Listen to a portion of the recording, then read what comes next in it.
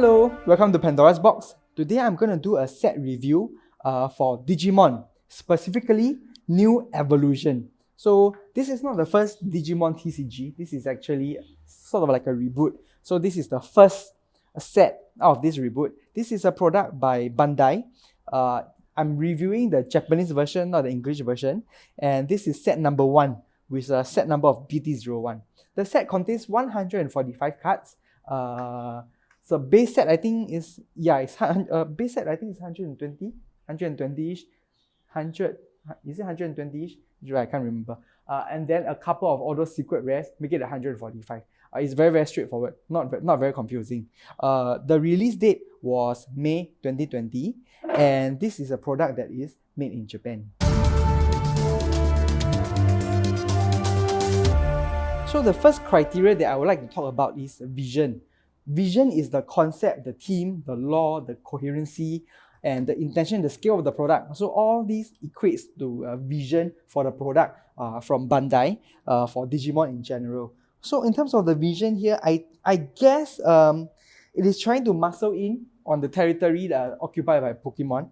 It's actually quite similar, very vibrant, very colorful cards. Okay, appeal to younger audience probably, I would guess. And it's not a very big set. It is sort of, the set size is almost very similar to some of the smaller Pokemon sets. Okay, so in terms of the intent, the scale is not that big. In terms of the intention, right, which is to kickstart this Digimon reboot, I think yes, this has done a good job. Okay, of course I can say this one because I've got hindsight behind. I've got hindsight, so I can really say this one. But yes, the intention, which is to kickstart this reboot of Digimon, is successful.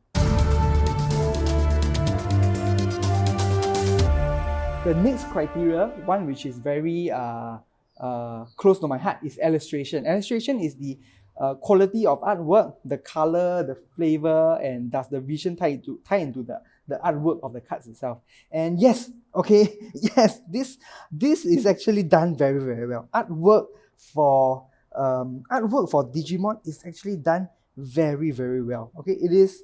I mean, they are like collecting monsters. You're collecting monsters, and then you've got tamers. You got tamers like this, and then you're basically collecting monsters, right? Like Digimon.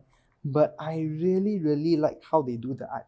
They've got very nice backgrounds. Even the foils are done very well. Okay, it's a very good effort. I think what happened is that Bandai actually learned from the mistakes of the previous TCGs, of all the failed Digimon TCGs, and actually I have to say this is quite a good job. See, the art is beautiful. Okay, some of the art are very nice. Okay, art style is very consistent, and it is not. It is like Pokemon, but not as whimsical as Pokemon. Some of even all the cute Pokemon, even the cute Digimons like this, right? They've got very nice, very intricate backgrounds. Okay, so you can tell that there's actually a lot of effort put in here. Unlike Final Fantasy. So in terms of illustration, yes, very nice. Color, good use of colors, good use of foiling and everything. Yes, it does capture my imagination. Illustration, very good.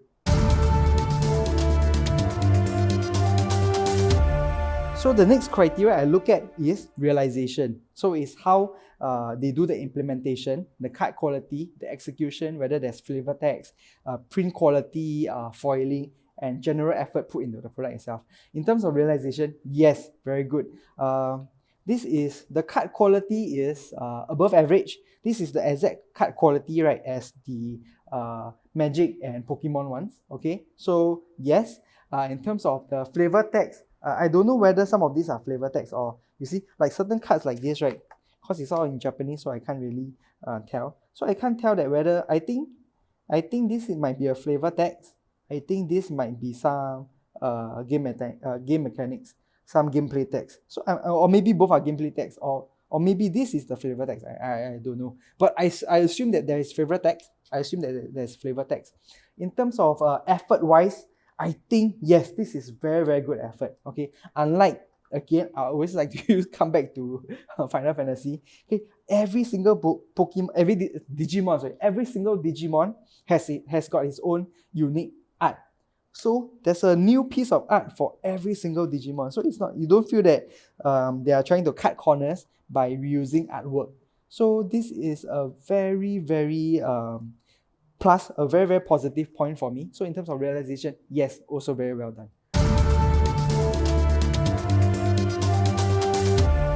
Next one, which is the single most important criteria when evaluating gacha games, is gacha. So it's actually gacha itself, okay? Because TCGs by nature, this is all a big gamble. It's a gacha.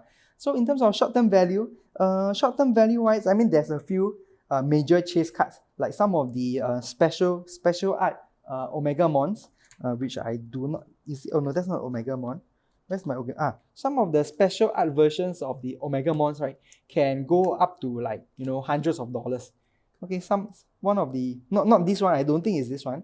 I think it's a special art one. So they can go up to hundreds of dollars. So in terms of short-term value, if you do hit that, yeah.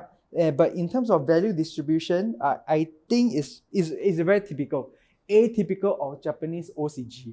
What they always like to load all their value into that couple 1-2 cards.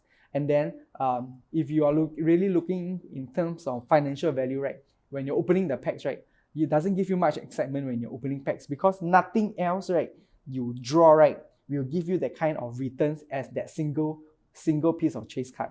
So in terms of short-term value, financial, emotional impact, I guess it's gonna be, this is gonna score a little bit lower, but this is definitely a function of how Japanese OCGs, right, are structured in general.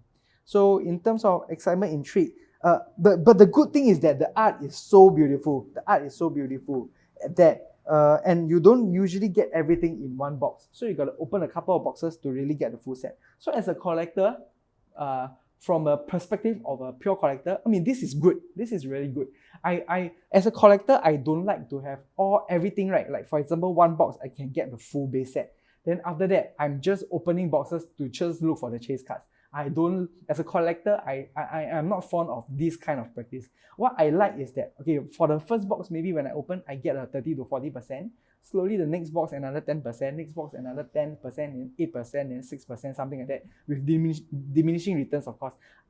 For me, if the gacha within the rarity or the distribution of cards, right, within the set is structured this way, I think it will be so much better as compared to where the first box, I know definitely I'm going to get the full base set, and then I'm just straight up looking for that Charizard, you know. So I do think that, yeah, in terms of that, this is a positive.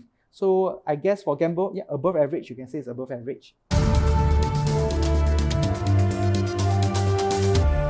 So for the next criteria, innovation is more about, you know, some of the gameplay, the product itself, something that is more outside the scope, not contained within the box, the cards itself. It's like what the company does to promote the cards and everything. So in terms of innovation, as a base set, naturally, I've got to give it a little bit higher because this is set number one. Set number one, you know, because there's no previous sets to base it on. This is set number one. This is, you know, so in terms of innovation, definitely this is going to score well. In terms of gameplay, I know this is like a rehash of old products, old TCGs that are no longer available. They sort of like a mishmash, get the best of this, get the best of that. So this is not something that's not seen before one. So maybe not so high in terms of gameplay, right? But in terms of promotion and all these things, right? I think mainly it's more of the word of mouth. I don't think Bandai has really done a lot of promotion or advertising to really sell this one. But I do believe, right, it's more word of mouth that's really driving the popularity of this product. And I can see why. Because if you were me, if you were to ask me, I would say, yes, I definitely recommend you want to buy. Even if there's zero gameplay, just for the sake of collecting all the Digimons here, right? Yes, it is still worth it because the artwork is really, really beautiful. Okay, and I would probably take time. I mean, after this one, when they're lying in my closet or lying in my cupboard for months and months, I might, you know, feel the urge, right, to just take it out and dust it and just take a look at the cards. You know, this does give me that kind of appeal. So for innovation wise, yes, very good, because mainly because it's like first set number one. So the very last criteria is novelty. So the novelty is the significance of the product. Is nostalgia? Is it iconic? Is it recognizable? Is it original? Does it have long-term value? So in terms of significance, I do not think that it is really significant because this is not the first ever Pokemon TCG. There have been a few tries, forced restarts, and this is like, I don't know how many attempts is this already. So in terms of significance, maybe not. In terms of how iconic the card is, the cards are nice, but I wouldn't go to the extent to say that they are iconic. Does it give you a sense of nostalgia? Yes, definitely. Definitely. I used to play Digimon as a kid. So I definitely, just look at the waifu here. Okay, so, distracted. So I used to play Digimon, okay? Digimon on that small device itself. So I actually watched some of the animes as well. So I actually followed the evolution, pardon the pun, the digital evolution of Pokemon. So this does give me nostalgia. And in terms of long-term value, I have to say, right, I do not think that this particular product will survive long-term. So in terms of long-term value, I do not think it is there. In terms of originality, it is not an original IP, but it has been enhanced and complemented and done very well. So in terms of novelty, I'll still give it a positive score. Good, very good. I think, not say very good, maybe just slightly above average for novelty. Okay, now finally, after taking into consideration all the criteria, the moment that you've been waiting for, the grades, after considering all this, I'm gonna give Digimon 3 stars. So Digimon itself is it is like a typical Japanese OCG. So I give it slightly higher. Like typical Japanese OCG is gonna get like 2.5 stars from me. Like for example, some of the Yu-Gi-Oh stuff, like Lightning Overdrive, Blazing Vortex, all this kind, they're gonna get all straight 2.5 stars, very straightforward. So Digimon, this is sort of, it feels like that, but I think the artwork is a little bit better, and because this is a first set, so I sort of enjoy the freshness. I do feel that the freshness of opening the products like this, because like, for example, if you compare to like Yu-Gi-Oh, right, all the sets are the same after so many years, okay, you open the sets all the same, so that it is sort of stale. But this, since this is set number 1, so there's the freshness, that uniqueness, which actually bumps the score up a little bit to 3 stars. Is it a set that I would buy and invest in? No. And then I would actually advise people not to invest in this, because I do not think that Pokemon is going to survive long term. This actually came out in, when was it again? May last year, and there's already what, 5 sets? 5 sets in the market already 5 sets in the market. So it's like, what the, I don't know, the way that Bandai churns out products is a bit too, I mean, like even the US version hasn't hit the market yet. The US version, the English version for set number 1 has barely even hit the market. And for the Japanese version, we are up to 5 really. So I think what Bandai is trying to do is really to capitalize on the 2020 COVID kind of mad rush for collectibles kind of situation, and really trying to just pump and push out as much product as possible to milk this situation as much as possible before the product dies. Because I think Bandai has also got a lot of experience with its IPs, right? When converted into TCGs or OCGs in Japanese parlance, OCGs, right, dying off. So I think this is part of a big push, right, to milk the craze, the collectible craze in 2020, 2021. That's not to say that this is not a good product. It is a good product. That's not to say that there's no effort here. There is very, very good effort here. I think that if you want to buy this and collect and really just to have some Digimons in your collection, right? Yes, buy this. This is very, very good. This is a product very good. But I do not have faith in Bandai, the company, in its long-term viability for Digimon. So it gets a 3 stars, not really because of the non-viability long term, but because it's the, how do I say, it just feels slightly better than a typical Japanese OCG. Thank you very much. Okay, we've come to the end of review. So I don't know whether you all agree with me or don't agree with me. I hope you all agree with me. I hope you all like and subscribe. Please do help me support my channel, watch my videos so that I can have more excuses, okay, to make more videos, right? More excuses to not to work, because I've been telling my mom, hey, I can make money from all this.